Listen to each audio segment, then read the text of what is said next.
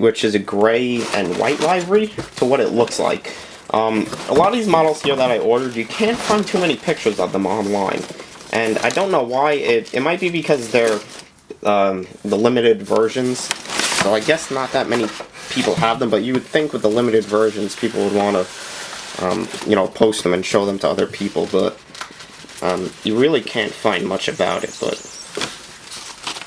I would have never got the this HS855 if I wanted it in the normal colors. I only got it because of the livery. So if you're wondering why I got it, that's why. I also got it because I want a yard crane, and I know I've said this for a while, but I want one that I can crawl around and only have boom, where I don't have to worry about like the jib getting in the way. And it's also a really nice size too, which is a big plus.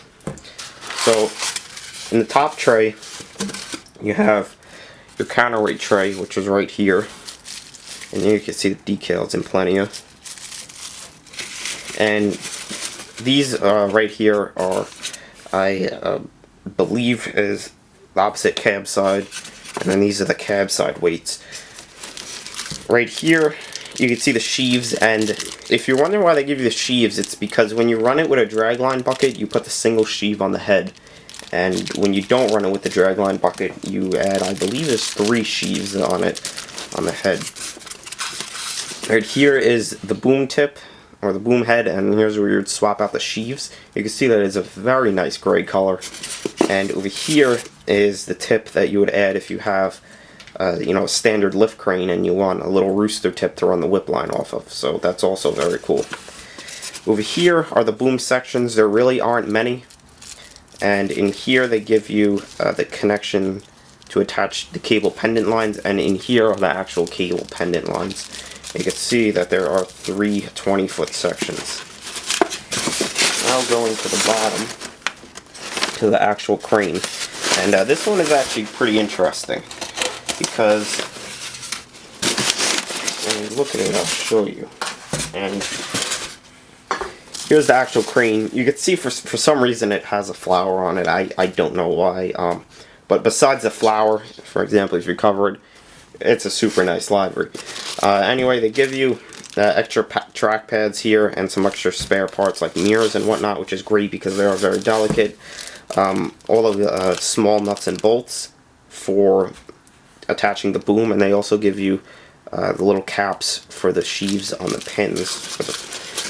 Basically just to cover the pins that hold the sheaves in. Over here they give you all the tools you need to assemble it. And this one right here, I believe there are the hooks in here, and there's something else, I'm not sure. It should be the lifts for the counterweight. Here is the fair lead for the dragline. So this is attached to the body, and then you'd spin this up, and then the cable would run out for the dragline there. And in here, which I like, I'm still unsure if I want to display it first with the dragline or not, is the dragline bucket, and it works absolutely perfect, which I like, and it's just a very, very cool piece. I like it a lot. But here's the dragline bucket. Anyway, getting to the actual crane, you can see it right here, and it's super nice. I love the dark and the light white color variation. I think that just fits a model very well. And interestingly enough, you actually do have to reeve the A-frame, which really isn't much. I believe it's only 5 sheaves. But it's odd that it doesn't come reeved already. I don't know why they do that. I guess it wouldn't fit in the box, but I'm surprised that they didn't produce the model with the reeved A-frame. But it really doesn't matter. It's honestly not much to reeve at all. This probably take more time to put all the booms together with those tiny nuts and bolts. But that pretty much sums it up for this unboxing.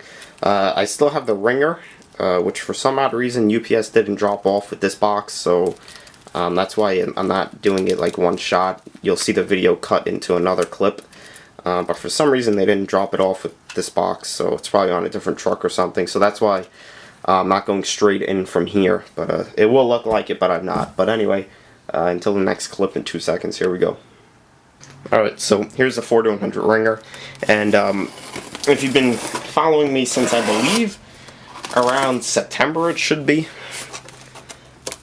Yes, I already have one, but diecastmodels.co, like I said in my update video, had the sale where if you spend more than $525, you get the ringer.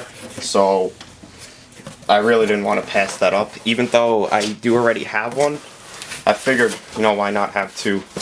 I really don't have the room for this one, and being completely honest, I don't know if I'm going to keep this one in the box or not, but I'm going to see if, you know, there's a nice amount of room still left if I do set this one up.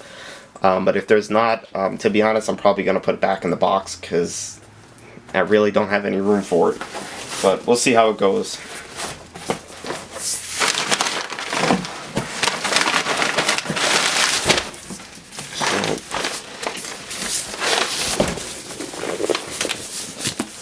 So getting this box out of the way.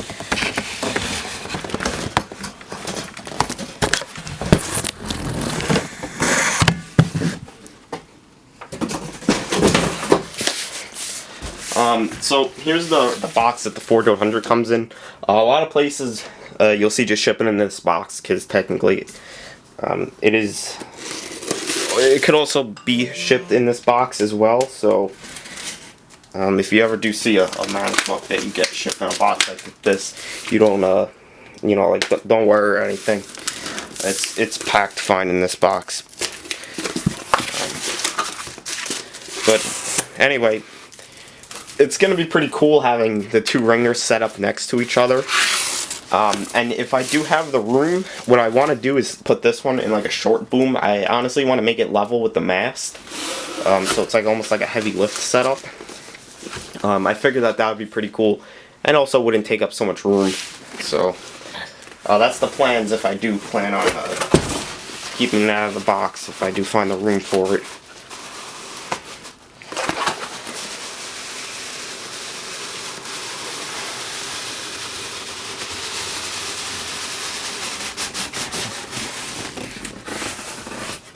And it comes in tissue wrap as well, which is nice because it protects the box.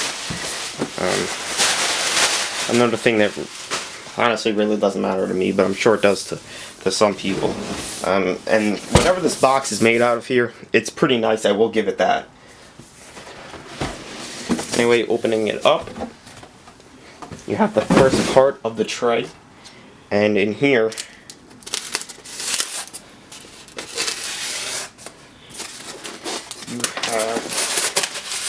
the ring. Well, it's facing the bottom up, bottom side down. But this is the ring, and obviously this is the bottom of the ringer, and this is where the crane would sit. So when you assemble it, you actually have to put it on there.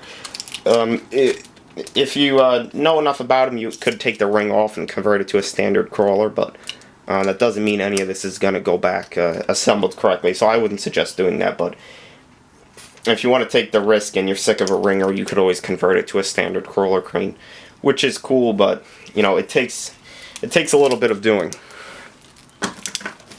Underneath the tray,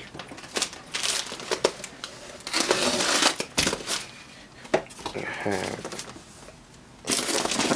the rest of the parts, and once I get up all the tape, we'll be able to get to that. I'll get this side over here.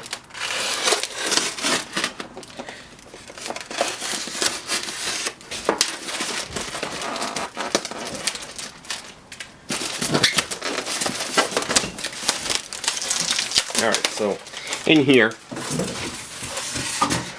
you have the rest of the ringer, and there's a decent amount of parts. It really isn't too much to assemble, honestly. A lot of it comes assembled already, but if it's somebody's first time assembling it, it seems like most likely you'll probably get confused or something, and probably will be a problem. But I believe 3 of these together, so I pretty much know where everything goes. But anyway, just cutting all the tape here, so I'm not here trying to get it out forever when I show you guys. Here are the counterweights that connect to the body. These really don't weigh anything, and honestly, they probably really don't need to unless you're lifting something pretty heavy. So there's really no need for them to weigh anything. I know always in a video somebody always asks if they do weigh anything, but they don't. So I'm just going to put those right back in there. In here, you have all your tools, and I believe pretty much every bag. You have your 2 keys, the big hook block, which I like because the line cannot jump off it. If it does, it's pretty bad. The screwdriver, the washer, and the plate. And the washer you put on the ring where it connects to the body, and then this you could put on underneath the undercarriage where the screw goes, but I never do that. And lastly, in here you have all your screws. Over here you have all your counterweights that go on the tray in the back, so they just stack up next to each other like that.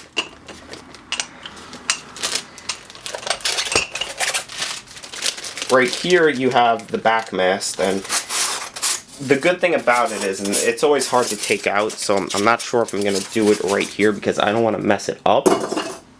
But the good part about it is that it does come strung already onto the bridle, which bridle connects to the mast. So that's a huge plus to somebody who, like, this is their first crane or whatever, because I do know a lot of people did get this for their first time because it was very cheap and it came with a free extension kit, which that deal was pretty good. So the mast, and this is the bridle right here, it already comes pre-strung, and I'm not going to take it out because I'm probably going to mess something up because I have very limited room over here. But it comes pre-strung, and if you want to see me take it out, I have another unboxing. It's an unboxing playlist. It shouldn't be too hard to find, but everything comes pre-strung. So realistically, the only thing that you have to string on this model is the hook. You still have to connect some pendant lines and everything, but it's a spectacular model for a beginner because although there is some assembly, there's very limited assembly, and it's just overall a great model. What I will take out though, because this isn't connected to anything, is the boom. And right here you have the head of the boom and a 40-foot section, and you can see they are pretty big. And then what also comes in there, I don't know here somewhere, but what also comes in here is the boom. I guess you could call it. It's technically, I call it the heel. That's what a lot of people call it. And then the 20-foot section. Those two attach to each other, and those went somewhere, but and in here you have the ladder for the car body, and I would suggest gluing that on.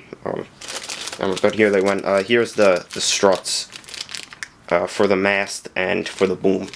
But anyway, guys, I hope you enjoyed that unboxing. It was a nice amount of models, but it was good that diecastmodels.co had the sale because I wouldn't be getting a fraction of those if they didn't, and I also wouldn't be getting this 400 ringer. So hope you enjoyed the unboxing, and just see all the pictures of the models and to check out the first part of the unboxing, go to the video responses or the link in the description. So thanks for watching and take care.